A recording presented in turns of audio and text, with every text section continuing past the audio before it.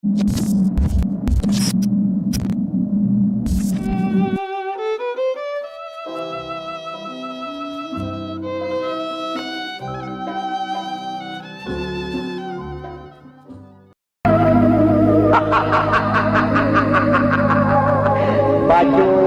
keluarkan aku baju. Baju, keluarkan aku dari peti ini.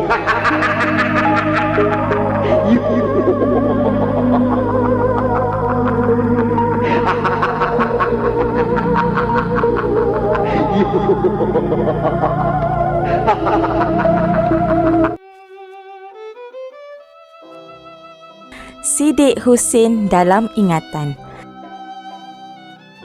Bagi generasi sekarang, mungkin Allahyarham lebih dikenali sebagai satu-satunya pelakon yang tampil dengan ketumbuhan yang besar di pipinya. Tetapi Allahyarham Siddiq sebenarnya merupakan antara pelakon lelaki yang cukup hebat sekitar tahun 70-an hinggalah di penghujung usianya. Siddiq Husin dilahirkan pada 19 Ogos 1951 dan berasal dari Kuang, Selangor.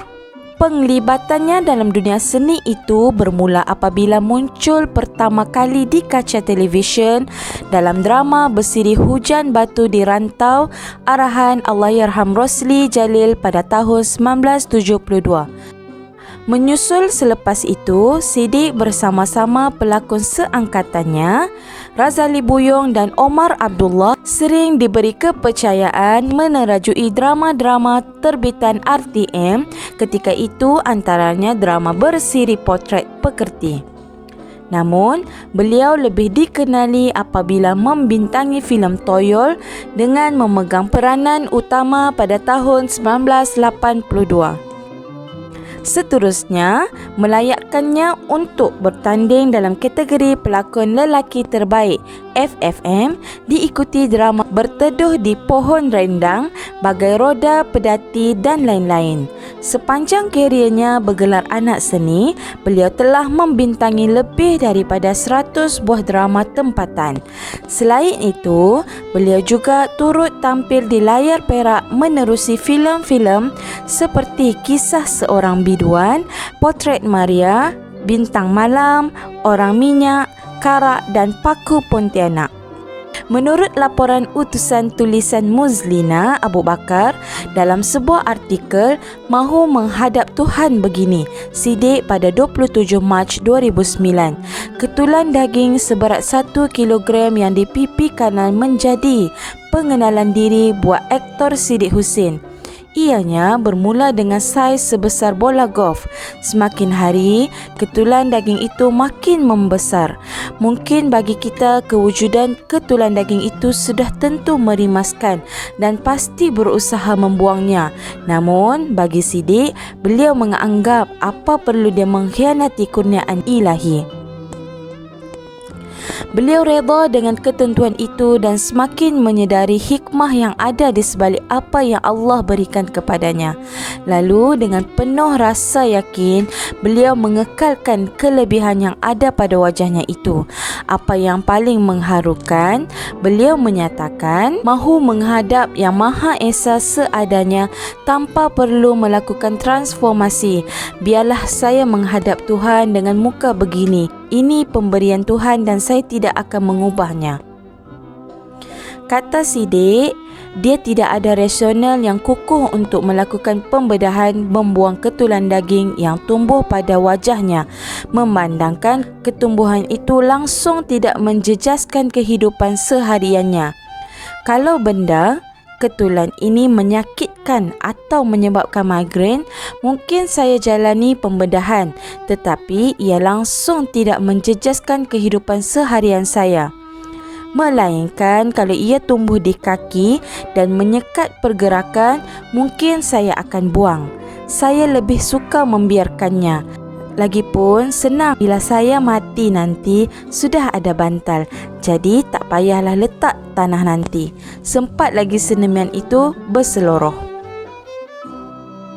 Apabila bercakap sahaja mengenai ketumbuhan yang ada di pipinya itu, ianya bukan perkara biasa bagi sebilangan besar masyarakat atau peminat seni tanah air. Cuma yang menjadi persoalannya, benarkah seperti yang diceritakan orang ramai, kononnya Sidik enggan membuang ketumbuhan itu kerana berpendapat ia membawa tuah dan rezeki buatnya. Malah ada juga yang lebih nakal lagi, mereka mendakwa Sidik pernah melarikan diri dari hospital kerana takut dibedah. Menjawab soalan yang diajukan, Sidik sekadar menggeleng kepala sebelum menyambungnya dengan kenyataan-kenyataan sebegini. Mengarut semua cerita itu, bukan saya tak pernah buang ketulan ini. Pada tahun 1979, ketika ketumbuhan itu sebesar bola golf, saya menjalani pembedahan di Hospital Sungai Buloh. Tetapi selepas 3 tahun, ia tumbuh balik. Kini setelah 30 tahun, ia menghiasi wajah saya. Biarlah ia kekal begini. Sekurang-kurangnya, Sidik Husin ada identiti tersendiri.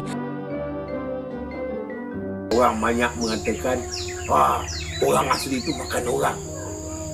Mana ada orang makan orang? Begitu juga dengan Cawat. Diorang balik dalam pelayaran tu, pakaian dah koyak rabak. Mana ada pakaian? Mau tak mau pakai jugalah. Itu yang dikatakan Cawat. Manusia memang begitu. Mereka nak kata apa yang nak kata, suka dia je. Ketumbuhannya ada pada pipinya itu memberi kelebihan pada wajahnya. Sebagai manusia yang waras pemikirannya, beliau tidak pernah berkecil hati jika ada yang takut untuk mendekatinya. Bahkan Sidik juga sudah lali dengan pandangan negatif padanya. Kalau sekalipun ada yang berasa jijik untuk berdepan dengan Sidik, beliau tidak langsung terguris hati.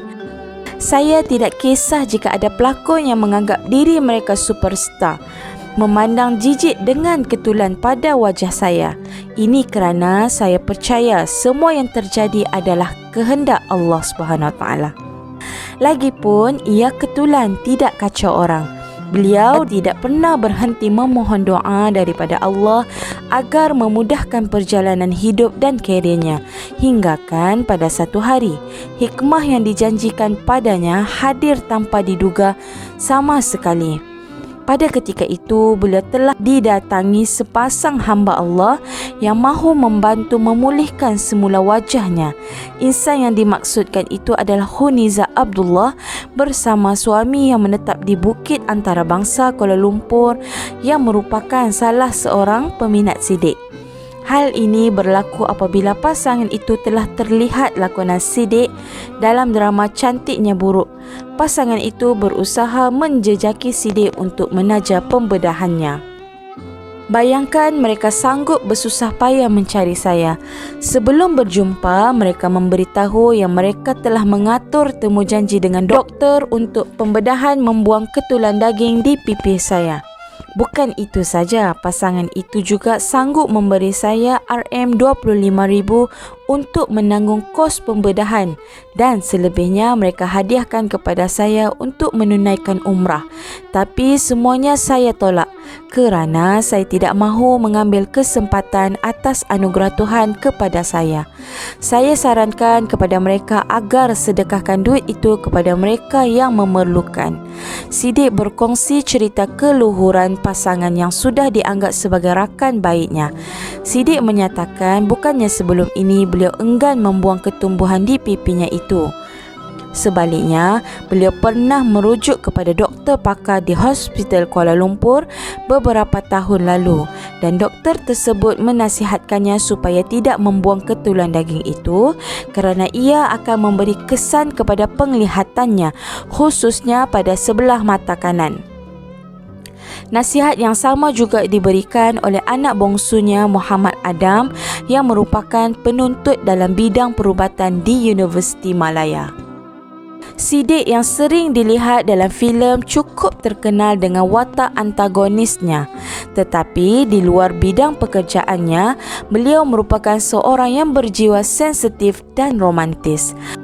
Bayangkan jika beliau melihat sesuatu insiden atau tragedi yang menyentuh hati berlaku di depan matanya, air matanya akan membasahi pipi. Hal ini dapat dilihat melalui telefilm Panggilan Ilahi. Melalui telefilm ini, Siddiq yang membawakan watak lelaki buta bernama Sudin berjaya membawa transformasi karakter berbanding watak-watak yang pernah dibawanya sebelum ini. Malah, seniman berwajah bengis ini berjaya membuat ribuan penonton meratapi kematiannya dalam drama berkenaan. Saya tahu saya tak handsome, tapi bukan nak cakap besar. Saya yakin kalau saya berlakon, pasti penonton mengalirkan air mata. Saya juga boleh tepis lakonan pelakon-pelakon popular hari ini. Saya juga tak kisah kalau digandingkan dengan pelakon lelaki popular hari ini. Saya percaya mereka boleh tenggelam, cuma berani atau tidak mereka untuk berlakon dengan saya, kata Siddiq yang kini tidak gemar menonton drama di TV kerana katanya drama-drama terbitan hari ini asyik menampilkan wajah pelakon yang sama. Beliau menambah lagi, sebenarnya saya kecewa dengan senario hari ini. Penerbit hanya sanggup membayar bayaran tinggi kepada pelakon cantik, muda dan handsome walaupun lakonan mereka stereotip. Pelakon-pelakon macam saya jangan mimpi nak dapat bayaran yang setimpal dengan bakat dan pengalaman. Saya tidak mahu bandingkan diri ini dengan pelakon Hollywood yang semakin tua lagi dihargai. Cuma saya mempersoalkan kenapa mentaliti penerbit dan stesen TV tidak berubah. Bukan sekadar layanan dingin daripada pengusaha stesen TV atau penerbit drama dan filem sahaja yang diterima. Sebaliknya, mungkin juga ada yang terlepas pandang bahawa Siddiq juga sering dilupakan dalam pelbagai acara glamour. Siddiq yang ketika itu telah berhijrah ke Ipoh Perak dan sibuk menguruskan perniagaan barangan antik dan terpakai di Memory Land, Ipoh. Kebetulan pula isterinya Sebiah Sulaiman bertugas di pos Malaysia Cawangan sana. Apa khabar Pak Kilat? Macam ni lah orang tua. Buat apa kerja kuat-kuat kalau dah tak larat? Pak Kilat kan ada anak angkat. Budak yang Pak Kilat berubat hari tu dari Kuala Lumpur. Apa ke namanya? Sukri. Dah lama benar dia dekat sini Pak Kilat. Dia buat kerja apa? Katanya dia buat kajian tentang masyarakat orang-orang kami. Buat penyelidikan. Tak ada kerja? Itulah kerja dia. Tanya betul-betul Pak Kilat. Jangan mudah percaya pada orang luar. Gayanya dia tu budak baik. Tanya saja. Tak salah kalau tanya. Soal selidik. Kita dekat sini dah macam saudara. Lagipun di rumah Pak Kilat tu ada anak dara. Tak manis dipandang orang. Ibu ada di rumah. Bukan Sukri dengan Kasih Haja berdua. Lagipun diorang tu dah kawan rapat.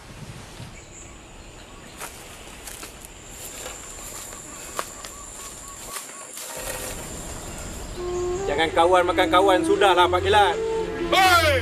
Kau cakap apa tu? Jangan buat hati kami panas. Susah kau nanti.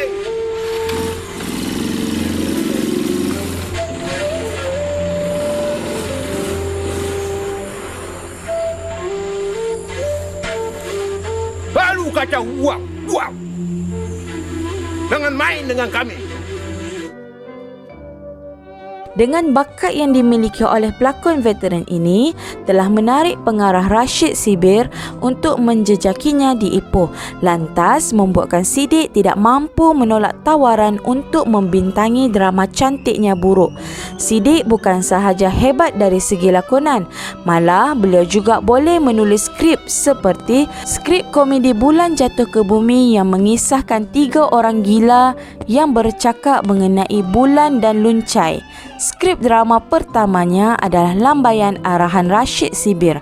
Selain itu, beliau juga pernah meminjamkan suaranya untuk alih suara siri kartun Ultraman di RTM pada tahun 1972 hingga 1974. Beliau menyara hidup dan keluarga dengan aktiviti lakonan ini. Bersyukur kerana 5 orang anaknya berjaya menamatkan pengajian di Menara Gading. 4 orang cahaya matanya daripada perkahwinan pertama iaitu Siti Hajar, lulusan Universiti Teknologi Mara, kini bertugas sebagai seorang guru, dan Umi Kalsum juga merupakan seorang pendidik yang menamatkan pengajian di Universiti Islam Antarabangsa. Sementara Khairul Mizan pula bertugas sebagai pegawai bank di Bank Negara, dan Siti Mariam juga lulusan Universiti Teknologi Malaysia, bertugas di Perbadanan Kemajuan dan Kraftangan Malaysia. Manakala anak bongsunya ialah Muhammad Adam pula sekarang masih menuntut di tahun akhir di Pusat Perubatan Universiti Malaya dalam bidang perubatan dan pembedahan. Dari segi pendapatan setiap bulan, mereka juga banyak tanggung saya dan isteri, katanya. Sepanjang penglibatannya dalam dunia seni ini, beliau telah memenangi beberapa anugerah dan pencapaian yang cemerlang dalam bidang ini, seperti anugerah pencapaian sepanjang hayat di Anugerah Festival Filem Malaysia yang ke-24, pelakon pembantu terbaik Anugerah Skrin, Anugerah Pelakon Lelaki Terbaik, serta Anugerah Seri Angkasa 1978, menerusi drama Menara Condong yang mana ketika itu hadiah disampaikan oleh Seniwati Saloma. Selain itu, beliau yang turut terlibat dalam bidang teater itu turut dipilih sebagai pelakon lelaki terbaik pada pertandingan drama peringkat wilayah Persekutuan menerusi teater pertama lakonannya Anak Cucu Tamin pada 1976, dan anugerah pelakon lelaki terbaik menerusi teater Mati 1977 dan Raja Pengemis 1978. Teater terakhir lakonannya ialah Ronggeng Rokiah yang pernah dipentaskan di Istana Budaya. Pada 28 April 2014, Siddiq Husin telah meninggal dunia setelah menderita ketumbuhan di pipi sehingga beliau disahkan menghidap kanser tahap 4. Allahyarham, Siddiq Husin 63 meninggal dunia di Hospital Kuala Lumpur HKL kira-kira 11.55. Jenazahnya selamat dikebumikan di Tanah Perkuburan Islam Kuang, Batu 17, Selangor. Saya sempat mengajarnya mengucap sebelum arwah menghembuskan nafas terakhir di hadapan saya dan seorang rakannya yang menemani arwah, kata isteri Allahyarham iaitu Sebiah Sulaiman. Menurut laporan M-Star Online, isteri Allahyarham Siddiq Husin, Sebiah Sulaiman, mengakui pemergian suaminya itu merupakan kehilangan besar buat dirinya. Sebiah berkata, Siddiq bukan sahaja suami, malah dianggap sebagai rakan yang baik yang sentiasa mendampinginya setiap masa. Saya rasa kehilangan besar kerana dia sahaja teman saya untuk ke mana-mana. Kami hidup berdua sahaja kerana anak-anak sudah besar dan ada keluarga sendiri, ujarnya. Selain itu, menurut isterinya lagi, semasa hayat arwah memang tidak menggalakkan anak-anaknya untuk berkecimpung dalam dunia seni. Sebenarnya, arwah ada memberitahu yang dia tidak mahu kesemua anaknya itu mengikut jejak langkahnya sebagai pelakon dan lebih gemar mereka berkecimpung dalam bidang yang lain. Jadi, tiada seorang pun anak-anaknya yang mahu mencuba menjadi pelakon. Lagipun, arwah seorang yang tegas di rumah dan sentiasa mengambil tahu tentang perkembangan anak-anak. Ketika ditanya tentang permintaan terakhir arwah sebelum menghembuskan nafas terakhir, Sebiah memberitahu suaminya itu ada berpesan supaya dikebumikan di tempat kelahirannya iaitu di Kuang. Ujarnya, semasa hayat juga arwah pernah meluahkan keinginannya untuk menjejakkan kaki ke kota suci Mekah dan akhirnya ia direalisasikan setelah ada individu yang tampil dengan menaja keseluruhan kos mengerjakan umrah pada tahun lalu. Ketika itu dia berasa cukup gembira kerana ada pihak yang sudi menajanya. Cuma selepas pulang daripada mengerjakan umrah, dia sudah tidak lagi berlakon atas permintaannya sendiri. Jelasnya, kali terakhir Sidik tampil di layar perak iaitu menerusi filem Paku Pontianak yang diterbitkan oleh Metro pada tahun 2013. Sementara itu, beberapa teman rapat menganggap pemergian Allahyarham seperti hilangnya satu bintang dalam dunia seni tanah air. Pelakon Anjang Aki atau nama sebenarnya Datuk Baharudin Omar 78 menganggap Allahyarham sebagai seorang yang dihormati dan mempunyai semangat tinggi dalam dunia lakonan. Saya berlakon dengan dia dalam drama berjudul Anjang Aki yang mana dia menjadi anak saudara saya. Lakonan dia sangat bagus dan sukar untuk mencari pelakon seperti dia, katanya. Tambahnya, biarpun sering membawakan watak antagonis dan garang, namun Allahyarham merupakan seorang yang sangat lembut dan baik hati. Manakala pelakon Abu Bakar Omar yang juga sahabat karibnya pula memberitahu kali terakhir bersembang dengan Allahyarham ketika dia pulang daripada mengerjakan ibadah umrah pada Jun tahun lalu. Saya berjumpa dia beberapa kali selepas dia balik umrah dan dia berceritakan banyak perkara ketika berada di sana. Dia juga memberi cendera hati daripada Mekah kepada saya dan kawan-kawan, katanya. Abu Bakar mengakui kehebatan Sidik dalam menghayati sesuatu watak memang tidak boleh disangkal.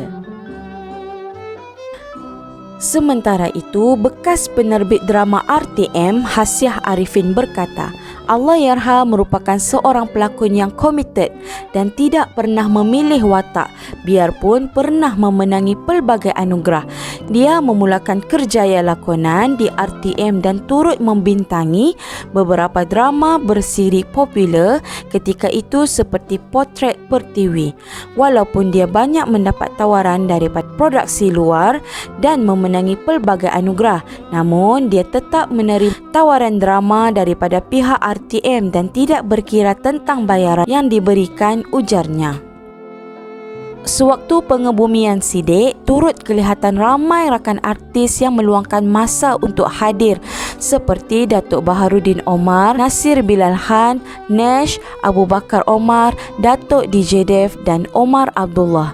Semoga rohnya sentiasa dicucuri rahmat dan ditempatkan di kalangan orang-orang yang beriman. Amin. Al-Fatihah.